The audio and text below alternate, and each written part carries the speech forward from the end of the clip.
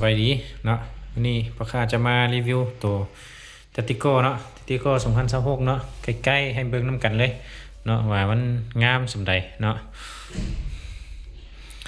งามแฮงเนาะตัวนี้กล้องจะเป็นกล้อง BSA เด้อกล้อง BSA Make in China เด้อตัวนี้เนาะรับประกันให้ว่ามันบ่เคลื่อนง่ายเนาะตัวนี้มันดีที่สุดเลยเนาะ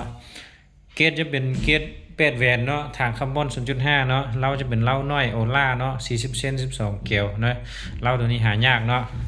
โดนจึงได้สุด2สุด3สุดเนาะขายหมดแล้วยังแต่สุดนึงเนาะไผไว้ไผได้เนาะตัวนี้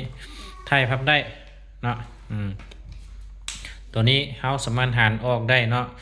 มันจะมีเวนจับซื่อๆเนาะตัวนี้เนาะเฮาเปลี่ยนเป็นไทยน้อยก็ได้เนาะเปลี่ยนเป็นไทยน้อยก็ได้มักไทยแบบนี้ก็ได้เนาะงามแห้งเนาะสุดยิงแต่ที่ข้อกับ MC เคส2มันจะต่างกันเนาะเคส2 MC สุดยิงมันจะตัดต่อแบบนี้เนาะตัวนี้จุดหนึ่งที่ลูกค้าหลายคนเขาเจ้าบอกว่ามันเป็นเท่าไหร่เนาะตัวนี้มันไม่แล้วเนาะบ่ได้ผ่านการใช้งานเนาะก็ประกอบได้ซุปยังบ่เต็มเนาะซุปหน่อยนึงเถอะเนาะกล้องจะเป็นกล้อง BSA เนาะกล้องไม่จ้ำเนาะตัวนี้มันจะเปลี่ยนไม่จ้ำอยู่ในหันเลยเนาะเบิ่งดีๆเนาะงามสุดเนาะตัวนี้สอนเวลาปรับกล้องให้ไอ้น้องไม้ FC ทั้งหลายยังบ่ฮู้ปรับกล้องเนาะเวลาปรับแนวใดเนาะตัวนี้ปุ่มนี้จะเป็นปุ่มต่ำสูงเนาะตัวนี้จะเป็นไส้ขวาเนาะสมมุติว่าเฮายิ่งทึกสูงเนาะเฮาก็ดึงขึ้นเนาะ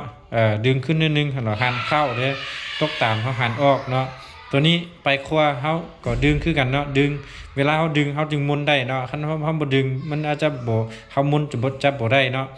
สมมุติเฮายิงไปขวาเฮาต้องดึงออกเนาะแล้วก็หันเข้าเนาะไปซ้ายแล้วก็หันออกเนาะหันจังซี่เนาะหันออกหันเข้าต้องเฮียนฮู้เนาะ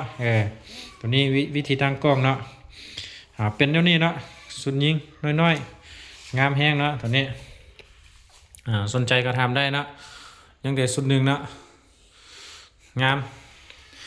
เราจะเป็นเราของเทจากโรงงานเลยเนาะตัวนี้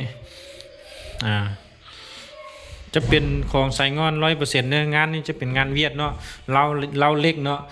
ภายที่ว่าอยากได้เราเป็นเราทองเนาะหารเฮาบ่มีเนาะเราทองงานไทยบ่มีเนาะภายที่อยากได้เราทองก็ซอกเอาหารอื่นก็ได้เนาะ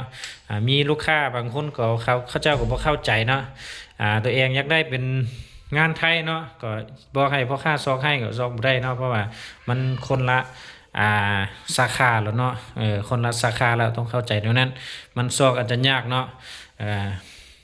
เขาเข้าใจเนาะใครที่สนใจอยากได้ก็ทางหาได้เนาะกิบมือจะเป็นกิบมือน้อยเนาะงามแห้งเบาแห้งเนาะตัวนี้3 โลไปแล้วเนาะ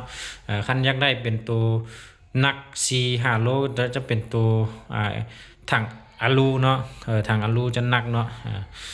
เขาเข้าใจใครที่สนใจอยากได้ก็ทางหาเนาะเครื่องก็มีพร้อมส่งให้เก็บไปทางให้เนาะมีแต่มัดจำ4-5 เสียนจะฝากให้เนาะเขาเข้าใจเนาะ